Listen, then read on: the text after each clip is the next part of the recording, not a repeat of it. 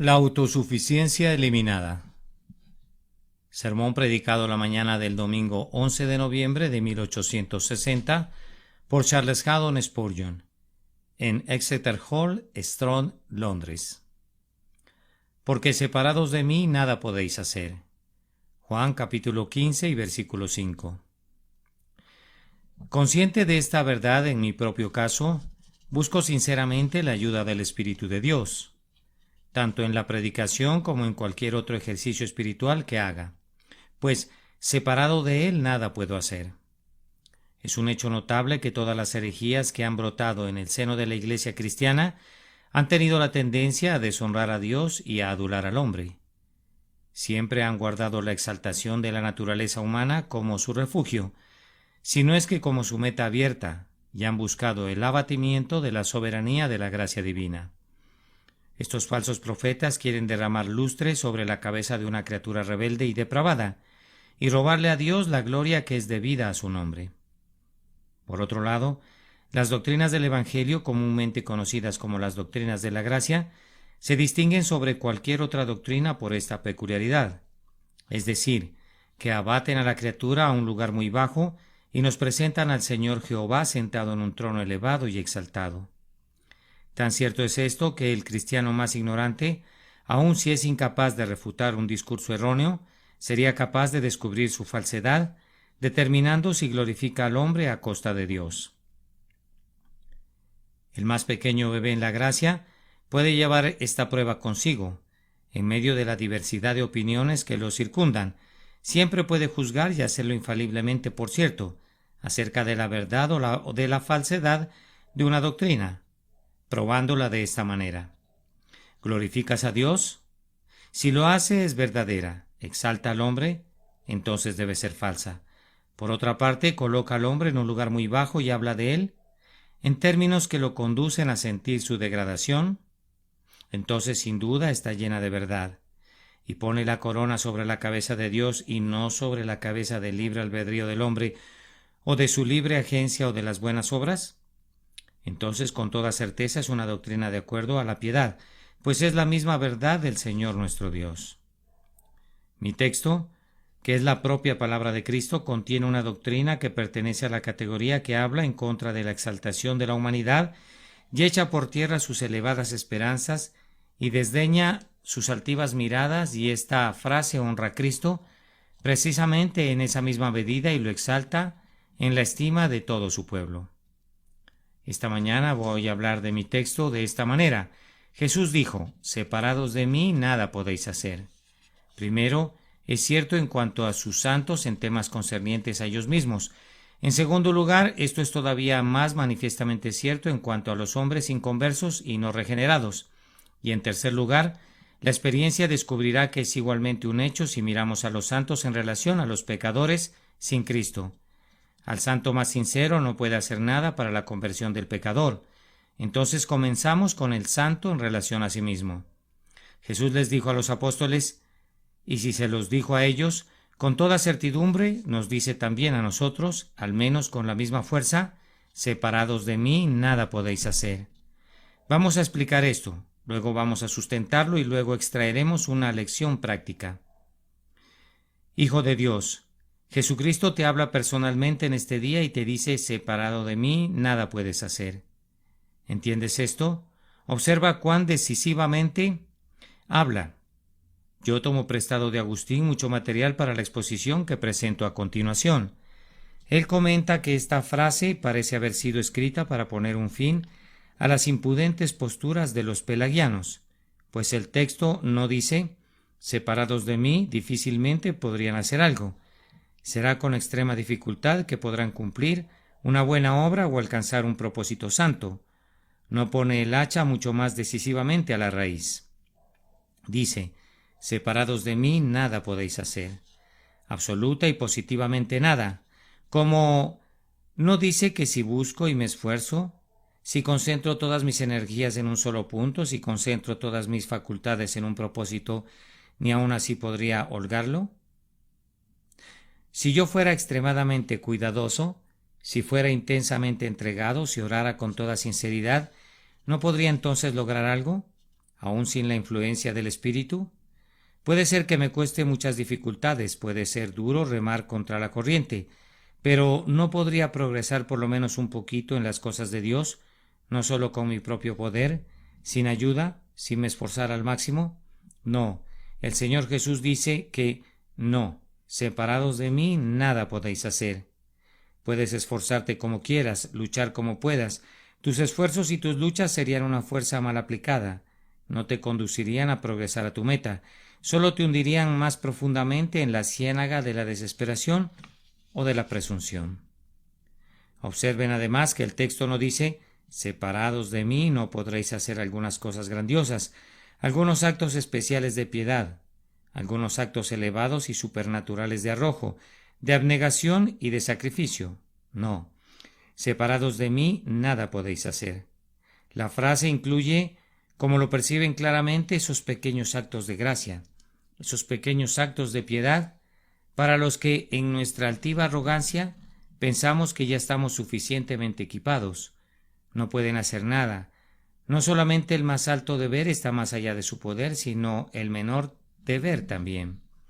Ustedes no son capaces de hacer el menor acto de vida divina, excepto en la medida en que reciban la fuerza de Dios, el Espíritu Santo.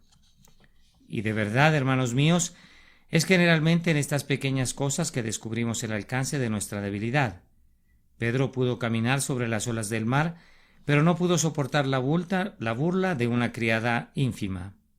Job pudo tolerar la pérdida de todas las cosas, pero las palabras recriminadoras de sus falsos amigos, aunque no eran más que palabras y no rompían huesos, lo llevaron a hablar mucho más amargamente que toda la sarna maligna y las ampollas que estaban en su propia piel. Jonás dijo que hacía bien en enojarse hasta la muerte por una calabacera. ¿No han oído a menudo que hombres valientes que han sobrevivido cientos de batallas han muerto al final por causa del más trivial accidente?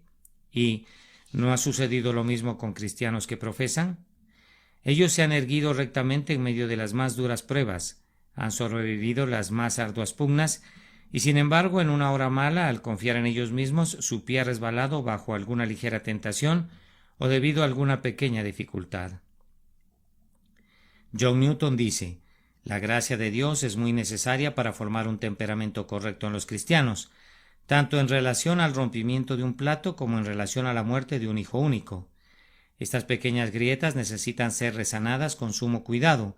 La plaga de las moscas no es más fácil de ser contenida que la del ángel destructor.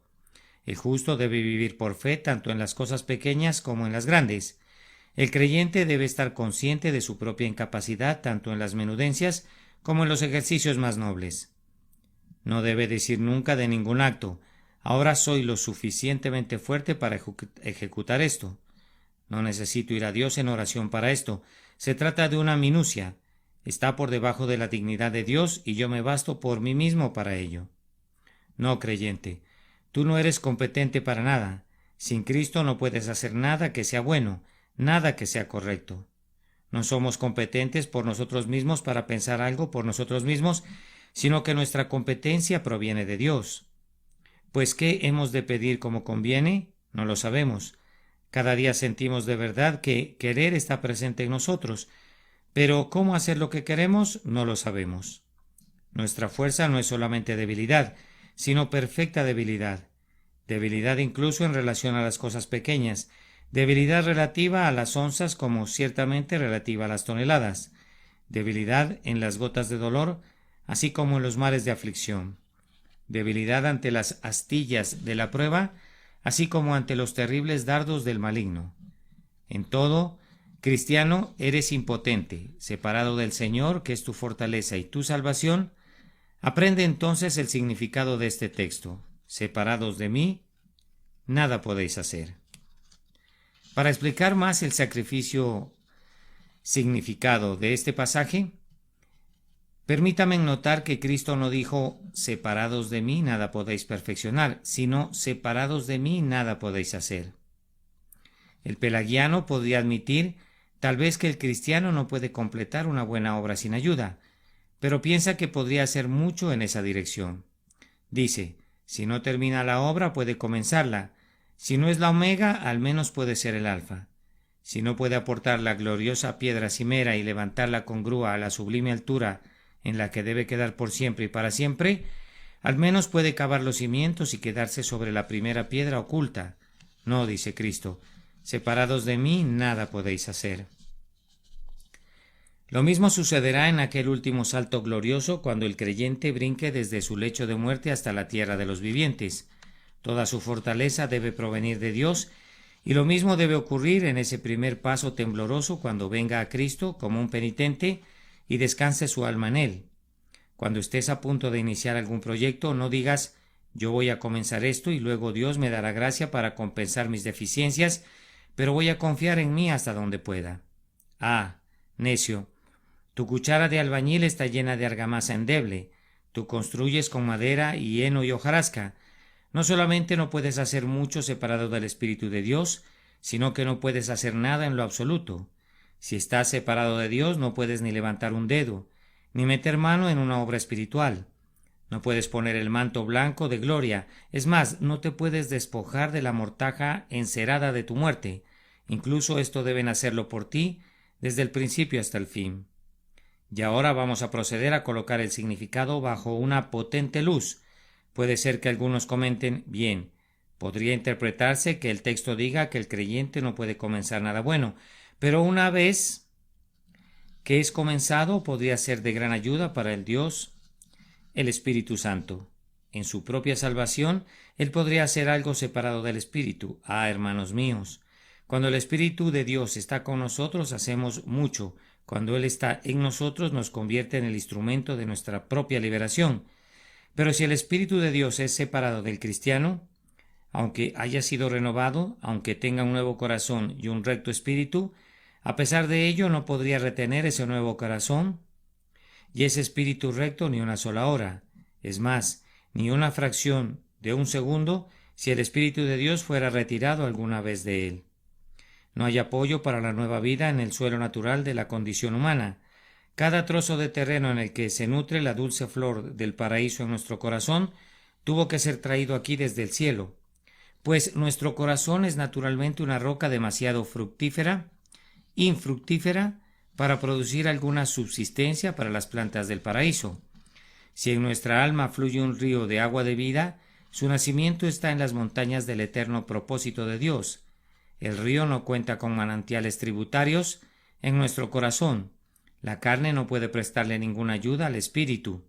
La naturaleza no regenerada puede ser un gran impedimento para la gracia, pero no puede ser nunca una ayuda. El apóstol Pablo no estuvo convencido nunca que el hombre viejo fuera una ayuda para el hombre nuevo. Si hubiera sido una ayuda, ¿no habría clamado, miserable de mí, ¿quién me librará de este cuerpo de muerte? Le habría dado la mano a ese cuerpo de muerte y le habría agradecido su ayuda si le hubiese prestado alguna. Pero sintió que era tan inútil como lo sería un esqueleto muerto, podrido, corrupto, inmundo y nocivo que hubiera sido encadenado a una persona viva. Cuando nos despojemos del yo y del poder del yo, entonces seremos fuertes. Pero toda la fuerza de la naturaleza no es sino una debilidad para la gracia, y todo el poder y la energía de la carne no son sino un obstáculo para el Señor, y no una ayuda para Él. Separados de Él, en el sentido más amplio en el que este lenguaje pueda ser entendido, nada podemos hacer. Y ahora, habiendo procurado explicar de esta manera el texto en relación al cristiano, permítame sustentarlo. Quiero sustentarlo primero que nada apoyándome en la aprobación común de todos los creyentes de todas las épocas, con la excepción los antiguos pelagianos y su moderna prole. Yo desconozco que la Iglesia haya aportado algún caso de algún profesante que haya dudado de la incapacidad del hombre separado de Dios, el Espíritu Santo.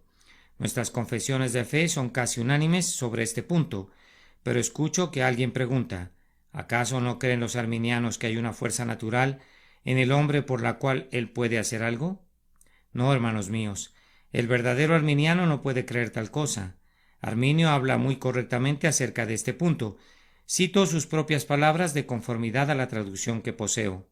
Es imposible que el libre albedrío sin la gracia comience o perfeccione cualquier bien verdadero o espiritual.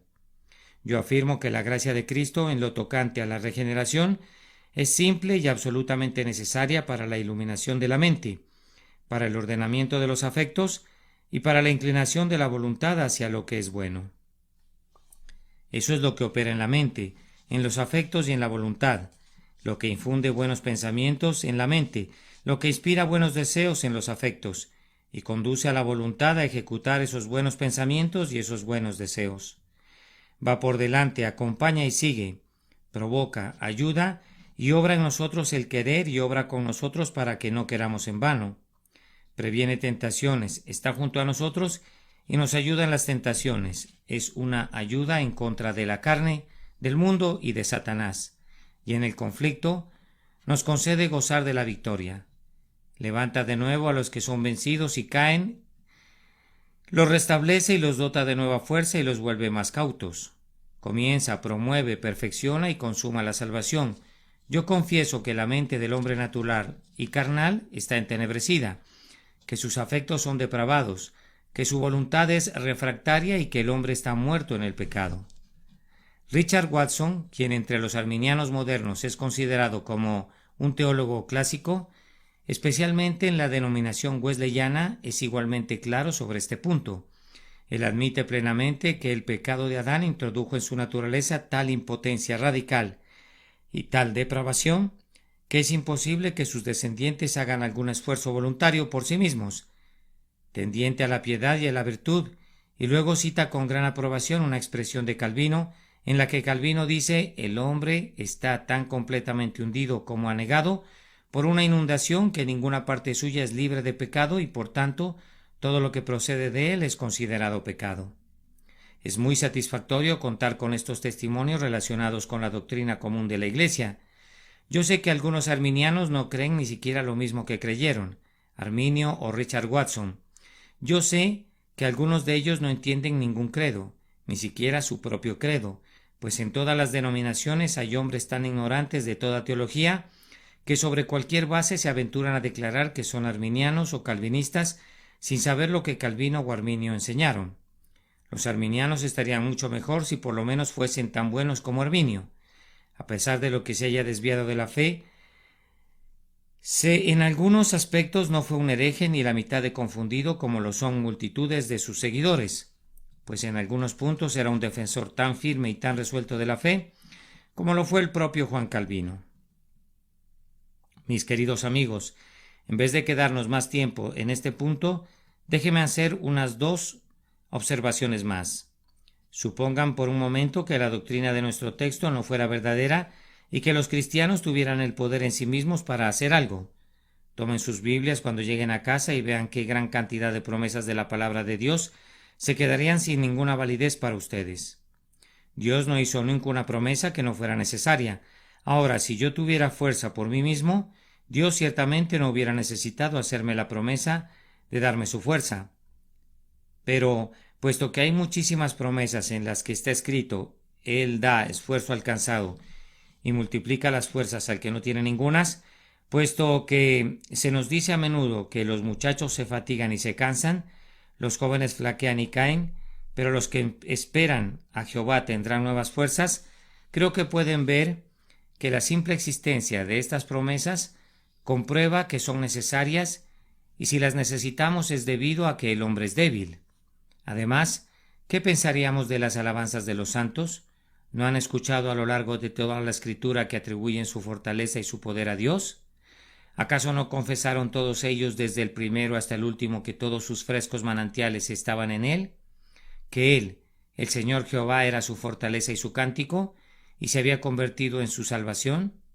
¿No confesaron unánimemente que su competencia provenía de Dios, que cuando eran débiles eran fuertes, que en sí mismos no eran nada? Pregunto, ¿qué opinan de estas alabanzas? ¿Qué son? ¿Acaso no serían puro viento si estos hombres realmente hubieran tenido fortaleza y poder para hacer el bien? ¿Y qué son los himnos delante del trono? Esos eternos clamores de la salvación que pertenece a nuestro Dios, que está sentado en el trono y el Cordero. ¿Cómo podrían atribuir poder y dominio y fortaleza a Él por siempre y para siempre si ellos hubieran tenido poder? ¿No debería haber una melodía entremezclada mientras cantan al poder de la gracia? ¿No debería haber algunos interludios en los que canten también al poder de la naturaleza? Si llegaran al cielo, en parte por Dios y en parte por ellos mismos, no deberían algunos de los arpistas cantar a la gracia, pero otros no deberían variar la melodía, al menos a intervalos, para alabar a aquel que con su propia fuerza rompió los grillos de su pecado y mediante su propia vigilancia se preservó para vida eterna? Pensar así es una blasfemia. Oh no, hermanos míos, es debido a que no tenían poder en la tierra excepto el que Dios les dio, que no tienen cántico en el cielo excepto el cántico que exalta y alaba a Dios. Supongo que otros argumentos adicionales son innecesarios, pero permítanme mencionar uno más. Si así fuera, que el hombre tuviera poder en sí mismo, ¿cuál sería la necesidad del oficio del Espíritu Santo? El oficio del Santo Espíritu se volvería de inmediato una sinecura inútil. Si el hombre pudiera hacer cualquier cosa y todas las cosas, ¿qué necesidad habría de que el Espíritu reviviera a los hombres si ellos pudieran dar el primer paso para volver a la vida? ¿Qué necesidad había de ser fortalecidos con poder en el hombre interior por su espíritu, si el hombre interior estuviera ya fortalecido por su propio poder natural? ¿Qué necesidad habría de que el Espíritu enseñara diariamente al pueblo de Dios si ellos pudieran instruirse a sí mismos? ¿Qué necesidad habría de que yo orara sosténme si yo pudiera sostenerme a mí mismo? Si tuviéramos fuerza propia, las oraciones para recibir ayuda espiritual serían peticiones de misericordias innecesarias. Yo afirmo que si el hombre poseyera la suficiente gracia para evitar el pecado durante una hora por sí mismo, no sería necesario que orara, al menos durante esa hora. ¿Para qué querría más fortaleza de la que necesita? ¿Habría de recibirla para luego gastarla en sus lascivias? Si fuera posible que yo llevara a cabo una sola acción santa, separado del Señor Jesús, entonces déjeme completar esa sola acción separadamente de Él. Permítame prescindir del Espíritu Santo durante ese tiempo. Pero ustedes se rebelan ante esa idea. Veo que les causaría horror que yo continuara hablando así. No, dirían ustedes. Día a día tenemos la necesidad de orar. Cada hora tenemos la necesidad de confiar. Alma mía, en Dios solamente reposa, porque de Él es mi esperanza. Me veo forzado a sentir cada día que no puedo hacer nada sin Él. Mi fortaleza es enteramente suya. El simple hecho de que los oficios del Espíritu Santo sean necesarios por experiencia propia demuestra que no podemos hacer nada separados de Él. Ahora, apliquemos la doctrina. Descubrimos aquí una razón para la más profunda humildad. Creyente, ¿estás orgulloso porque has prestado un pequeño servicio a la Iglesia y a tus tiempos? ¿Quién te distingue y qué tienes que no hayas recibido?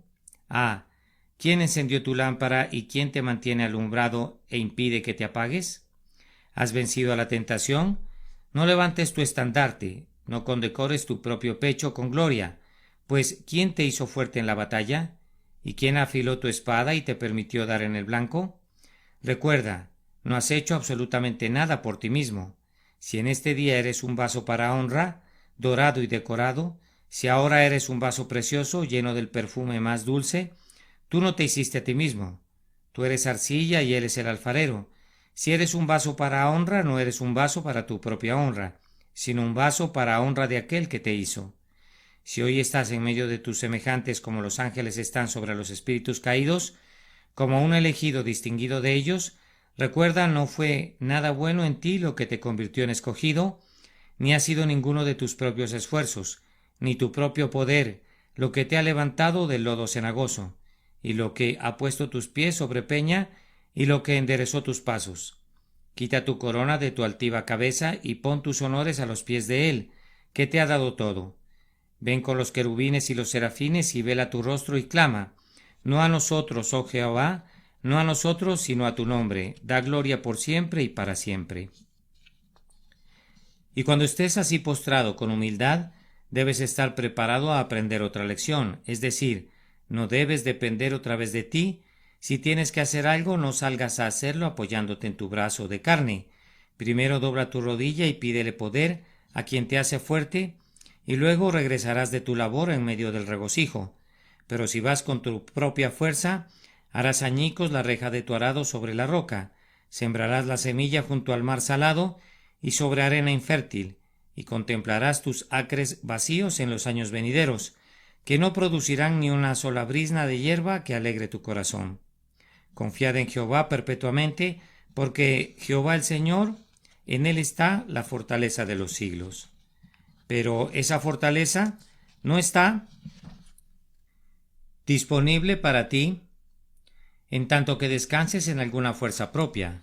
Él te ayudará si eres como un gusano, pero si quieres ser fuerte en ti mismo, retirará su propio poder de ti y te causará que tropieces y caigas, y si tropiezas, considera como una dicha que no termines convertido en añicos. Aprende entonces la gracia de depender diariamente de Dios y hazlo constantemente con la debida humildad. Ah, hermanos y hermanas míos, quiero hablar sinceramente antes de abandonar este punto, pues se trata de un vicio común a todos nosotros, volvernos independientes. Recibimos un surtido de gracia en nuestra mano y pensamos que gastaremos el dinero de nuestro bolsillo antes de recurrir al tesoro de nuestro Padre. Si tenemos un poco de fe y nuestro Señor nos honra con el gozo de su presencia, entonces nos engreímos de tal manera que clamamos: mi monte está firme, no seré jamás conmovido. Ah, siempre hay una prueba a la mano. ¿No es cierto que nosotros nos generamos la mayoría de nuestras pruebas por nuestra jactancia y encendemos nuestro propio horno con el combustible de nuestra altivez? Si fuésemos más semejantes a los niños y descansáramos más simplemente en el poder del Espíritu, ¿no seríamos más felices? ¿Acaso Dios nuestro Padre no esconde su rostro porque si viéramos demasiado su rostro podríamos exaltarnos sin medida? ¿Acaso esa espina nos rasga nuestra carne porque de otra manera permaneceríamos acostados sobre el lecho de la seguridad carnal y dormiríamos durante todo el día? ¿O podríamos estar siempre en la cima de la montaña si no tuviésemos cabezas tan aturdidas y pies tan resbalosos? ¿Podríamos tener siempre nuestras bocas llenas de dulzura si no fuera porque somos tan débiles que no podemos soportar siempre estas dulces cosas y debemos dar un trago de ajenjo para ser conducidos otra vez, mediante un tónico amargo, a un estado saludable del alma? Yo oro para que ustedes busquen quedar postrados en el suelo delante de nuestro Dios, pues cada pulgada que nos alzamos sobre el suelo es una pulgada demasiado alta. No se trata de una pulgada hacia el cielo, sino de una pulgada hacia el infierno.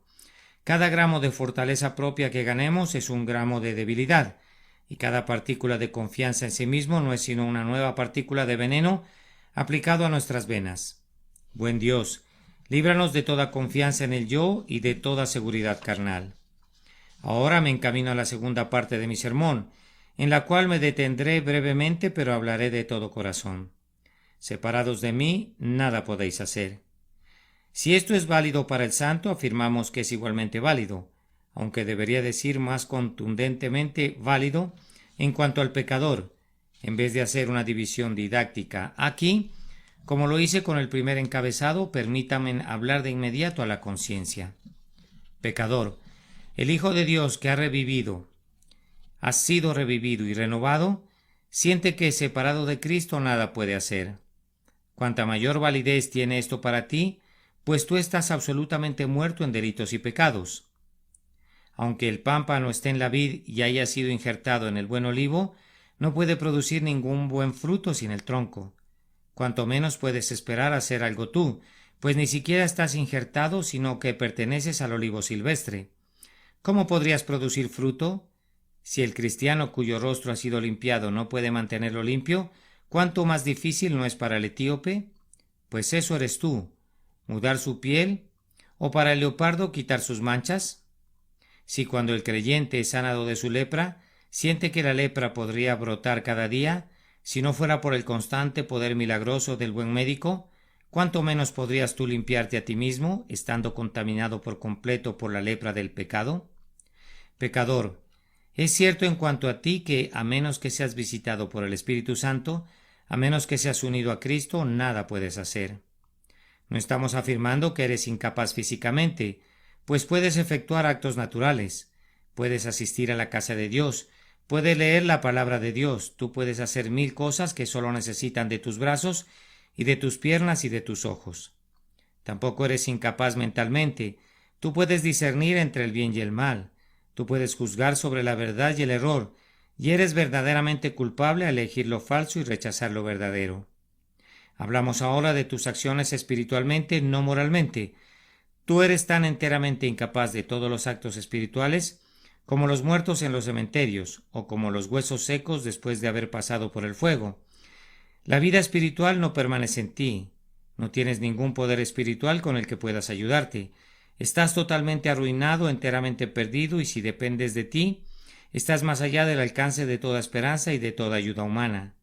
Sin embargo, te ruego, recuerda que esta incapacidad tuya es pecaminosa. No se trata de una incapacidad que sea tu desgracia, sino que es tu pecado. Eres incapaz en cuanto a la justicia, pero eres lo suficientemente capaz para la iniquidad, y tu propia incapacidad constituye en sí misma un pecado condenatorio. Además, tu incapacidad no te libera de tu deber. Aunque no puedas hacer nada, sigue siendo tu deber cumplir con todo lo que Dios ordena. Aunque no puedes pagar la deuda, pues estás totalmente en la bancarrota, sigue siendo tu obligación pagarla. Dios no te ha dispensado de la ley porque hayas perdido el poder de obedecer. No, ni siquiera el Evangelio retira alguno de sus preceptos porque no puedas cumplirlos en ti o por ti. Dios todavía requiere de ti que ames al Señor tu Dios con todo tu corazón y con toda tu alma y con toda tu mente y con todas tus fuerzas. Aunque no puedas hacerlo, como tampoco puedes volar, todavía requiere de ti que te vuelvas del pecado y que creas en el Señor Jesús con todo tu corazón. Aunque no puedas cumplir con esto, como la piedra no se puede transformar en ángel, o como las rocas calladas no pueden prorrumpir en aleluyas de eternidad. Puedes ver, pecador, en qué estado te encuentras. Tú tienes un Señor que requiere de ti el pago, pero no tienes nada con que pagarle. Tú tienes los mismos requerimientos que Adán tuvo en el huerto, pero has perdido toda capacidad de cumplir con el requerimiento. Oh pecador, cuán perdido estás, cuán perdido estás. Pero escucho que alguien dice, predicar de esta manera paraliza los esfuerzos de los hombres y los lleva a decir, no puedo hacer nada. Ah, amigos míos, esto es precisamente lo que queremos que digan. Queremos paralizar sus esfuerzos, queremos impactarlos con un sentido de su incapacidad. No crean que voy a negar o que voy a sustraerme a las consecuencias de esta verdad en la conciencia del pecador. Es precisamente allí donde quiero conducirlo. El arminiano busca conducir a los hombres a la actividad. Yo no busco llevarlos a la actividad al principio, sino a un sentido de su incapacidad, pues entonces, cuando han llegado a conocer su incapacidad, entonces Dios, el Espíritu, obra en ellos, y entonces comenzará la actividad. Pero la actividad separada de un sentido de incapacidad equivale a poner al pecador en un sendero que parece conducirlo al cielo, pero que realmente lo llevará al infierno. No me importa que se diga que miles de personas han sido convertidas por una predicación contraria a esta. La conversión de la mayoría de esas personas ha sido una falacia. Estuve recientemente en un distrito en el que un muy excelente hermano en Cristo había obrado un muy gran avivamiento. Se decía que casi cada persona del pueblo había sido convertida, pero el pueblo sigue siendo tan borracho, tan profano, tan blasfemo en este día como lo fue anteriormente. Estoy persuadido de que mucha de la agitación y de los delirios fanáticos que han deshonrado al verdadero movimiento de avivamiento no se deben a la obra de Dios, sino a la obra del propio Satanás. Quiero discernir entre lo precioso y lo vil. Dios ha desnudado su brazo y multitudes han sido convertidas durante estos últimos años por una verdadera obra de avivamiento. Pero esa agitación que ha acompañado algunos de estos avivamientos no es nada más que la agitación de las pasiones de los hombres. Ha hecho que los hombres lloren por sus padres, pero no por sus pecados. Los ha hecho clamar por sus hijos, pero no por sus almas. Los ha hecho temblar por el momento, pero no ha alcanzado lo íntimo en sus corazones. Necesitamos que el Señor venga de nuevo con el aventador en su mano para limpiar su era. Puede ser que yo enuncie una verdad ingustable, pero en la era se está acumulando ahora la paja, y los predicadores están recibiendo en las iglesias hombres que necesitarán ser echados fuera otra vez. Podrán ser recibidos con sonido de trompeta, pero tendrán que ser arrojados fuera por la puerta trasera con gritos de llanto, porque no fueron convertidos salvadoramente a Dios. Yo siento en mi propia conciencia que no estaría limpio de la sangre del hombre, a menos que afirmara que cualquier conversión que no demuestre una conciencia de la pérdida y ruina totales del hombre, cualquier conversión que no enseñe al hombre el hecho de que no puede hacer nada, es una conversión de la que necesita convertirse y un arrepentimiento del que necesita arrepentirse. Además, escucho que otro me dice: debe ser algo malo conducir a los hombres a sentir que no pueden hacer nada. No es nada malo. Dios quiera que todo hombre lo sienta en su propia alma. Pero dirá alguno: yo conocí a un hombre que solía decir que no podía hacer nada y que por tanto no intentaría hacer nada. Amigo mío, lo que ese hombre dijo es una cosa, lo que sintió es otra. Me aventuro a afirmar que ese hombre no creía en lo que dijo, pues de otra manera no habría agregado la última frase. Él pensó en su propio corazón que podía creer y que podía arrepentirse, y que podía ser salvo cuando quisiera. Todavía atesoraba en su alma la falacia de que un buen día, cuando se encontrara en una etapa más conveniente, vendría a Cristo. Ese era su pensamiento más íntimo. Lo que dijo no fue sino un pretexto para resguardar su conciencia de la reprimenda. Vamos, hombres y mujeres, si pudieran ser conducidos a sentir que están tan perdidos, tan arruinados, que no pueden hacer nada, se llenarían de temblor y desconfianza, y entonces clamarían en medio de su horror: Señor, sálvame que perezco. Dios, sé propicio a mí, pecador. Repito, es debido a que no lo sienten, sino únicamente dicen que lo sienten. Por tanto, cuando lo dicen, lo convierten en una excusa a causa de la falta de sentimiento. Le pido a Dios el Espíritu que los hiera ahora con un sentido de impotencia, para que de inmediato se postren con el rostro en la tierra y sientan en lo íntimo de su corazón que su salvación está en las manos de Cristo y no en sus propias manos, y que si son salvados debe ser por la obra de gracia en ustedes y de gracia para ustedes. No puede ser su propia obra, puesto que no tienen poder para llevarla a cabo en y por ustedes mismos. Si sólo pudiera llevarlos hasta este punto, oh Dios mío, lleva al pecador allí. Te ruego que lo lleves allí. Pobre pecador, si has llegado hasta ese punto, Dios ha comenzado una buena obra en ti. Yo te digo que si has llegado a conocer verdaderamente esta verdad en el centro de tu corazón, Dios el Espíritu ha comenzado a salvarte y Él acabará la obra de su propia mano. No me malinterpretes. Si dices simplemente yo no puedo hacer nada, cualquiera puede decir eso, eso no es la obra del Espíritu, pero si sientes que no puedes hacer nada, entonces esa es la obra del Espíritu. ¿No es esta una doctrina muy ingustable? A muchos de mis oyentes no les gusta ahora. Tal vez cuando se vayan dirán: dura es esta palabra, ¿quién la puede oír? Yo no espero que el hombre natural reciba una verdad espiritual. Si la han recibido, le doy gracias a Dios por ello. El que los desvistió los vestirá. El que te ha matado esta mañana te revivirá. El que te ha hecho sentir que no puedes hacer nada te fortalecerá para hacer todas las cosas. Si pudieras ver en el fondo de tu tesoro, verías que no queda ni un centavo allí. Si pudieras sentir tu propio vacío, estoy seguro de que pronto verías la plenitud de Cristo y descubrirías que Él puede salvar perpetuamente a los que por Él se acercan a Dios, que aunque no podamos hacer nada, Él puede hacerlo todo, que aunque nosotros no podamos ni comenzar ni terminar, Él es el alfa y la omega, principio y fin, el autor y consumador de nuestra fe. Ahora concluyo con el tercer encabezado: separados de mí nada podéis hacer. Esto es aplicable al santo en relación al pecador. Hermanos, a veces recibo información acerca de hombres llamados revivalistas, y yo supongo que la gente se imagina que hay algún poder en ellos, o relacionado con ellos para crear un avivamiento. Yo lamentaría llevar ese título para que no se llegara a pensar que me arrogo algún poder. Yo sé también que la gente planea algunas veces un avivamiento en un determinado tiempo, como si el Espíritu de Dios estuviera a su disposición, como si ellos pudiesen hacer que el viento que sopla de donde quiere y cuando le place viniera a su llamado y a su indicación. Yo creo que todo eso pretende comenzar por el punto equivocado. En lugar de eso deberíamos sostener reuniones de oración y confesar nuestra incapacidad. Si comenzáramos por sentir que no podemos hacer nada, podríamos hacer todo. Pero cuando comenzamos pensando que lo podemos hacer todo, no terminaremos haciendo nada. La Iglesia de hoy necesita tener este principio más y más grabado en su corazón. Iglesia de Dios, tú eres impotente. No tienes ninguna fuerza, ningún poder para convertir una sola alma separada del Espíritu de Dios. ¿Ha corroborado alguno de ustedes esto por experiencia propia? Tal vez me dirijo ahora a un padre que tiene muchos hijos. Dice: uno de mis hijos me confunde por completo.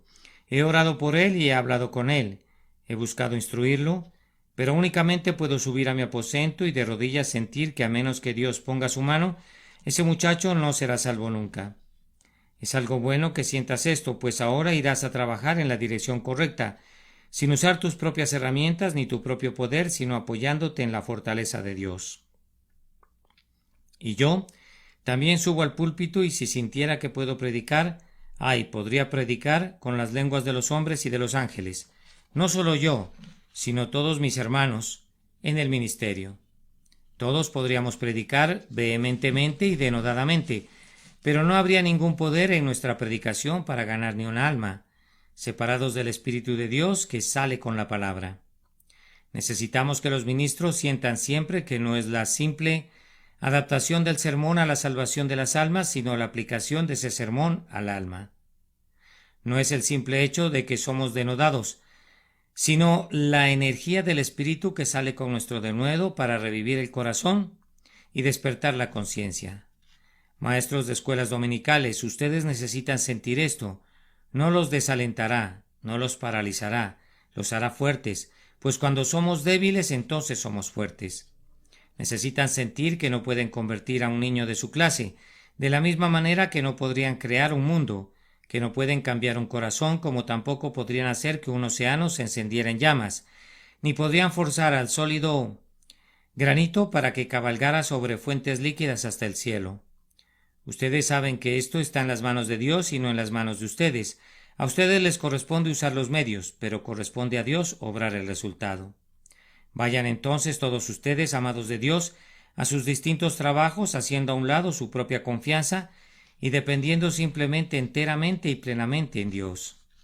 Creo que se haría mucho más bien en el mundo si algunos de aquellos que trataran de hacer el bien miraran menos a su propio poder carnal para hacerlo. Quiero decir con esto que si tuviesen menos poder aparente tendrían más fuerza. Hay una historia contada por Tudplay acerca de un doctor Weiss, un hombre muy instruido. Él tenía el hábito de preparar sus sermones muy cuidadosamente y solía leerlos muy acuciosamente.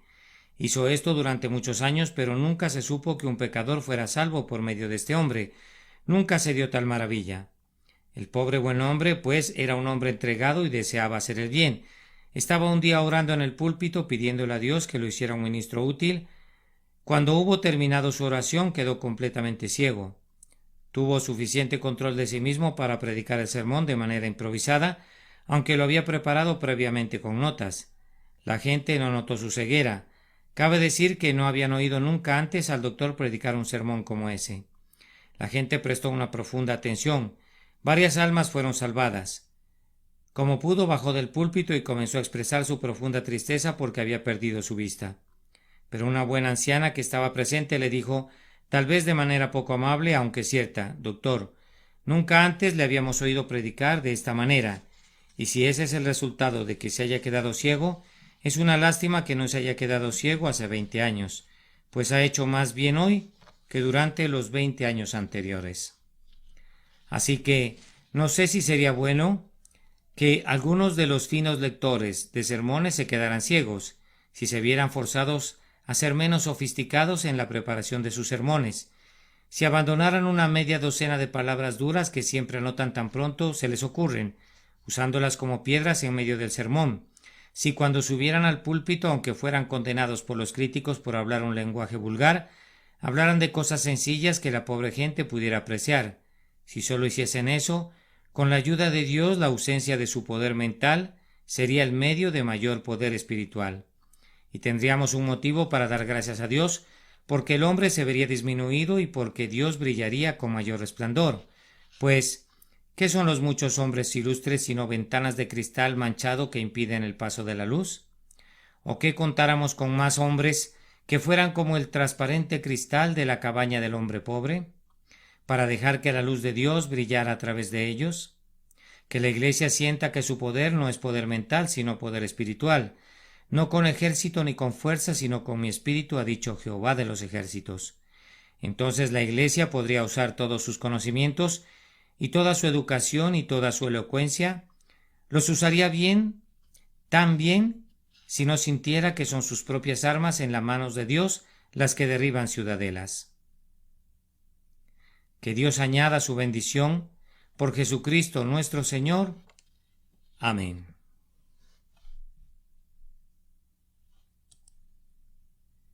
La autosuficiencia eliminada. Sermón predicado la mañana del domingo 11 de noviembre de 1860 por el reverendo Charles Haddon Spurgeon en Exeter Hall, Strand, Londres. Porque separados de mí, nada podéis hacer. Juan capítulo 15 y versículo 5.